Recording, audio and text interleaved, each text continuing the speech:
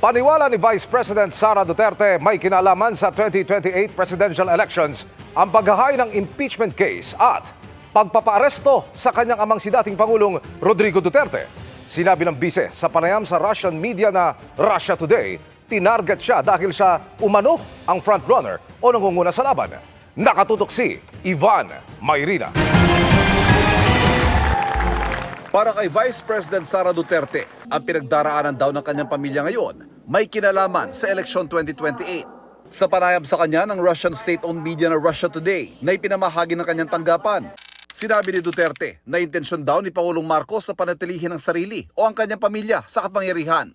At dahil sa daw ang frontrunner sa 2028 presidential elections, gusto daw nilang alisin siya sa laban. Iyan daw ang dahilan kaya siya ipina-impeach. Dagdag ng bise, pati raw ang pagpapaaresto sa amang si dating Pangulong Rodrigo Duterte may kinalaman dito. Sabi ng bise, iniisip daw nilang hihina siya kapag naikulo ang dating Pangulo dahil iisang pamilya sila. Tugon ng Malacanang dito, panglihis lang daw ang mga sinabi ni Duterte sa mga isyong kinakaharap niya. Nawawala po yung issue patungkol sa kanyang accountability tungkol sa confidential funds at iba't iba pang mga complaints na napapaloob sa articles of impeachment.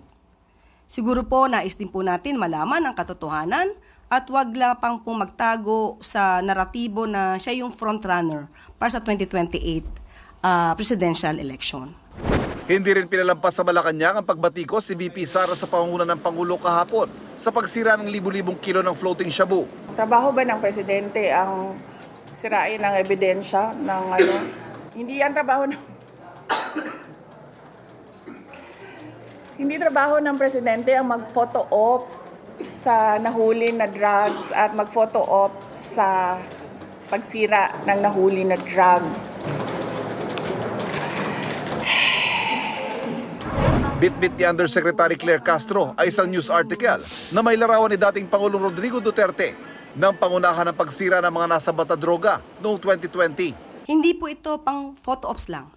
Ito ay nagsisilbing babala sa mga kriminal. At nagsisilbi rin po itong inspirasyon sa taong bayan na nagnanais na masawata ang illegal na droga. Baka nakalimutan po ito ni Vice Presidente.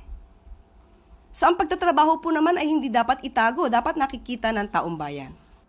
Para sa GMA Integrated News, Ivan Mayrina, nakatutok, 24 oras.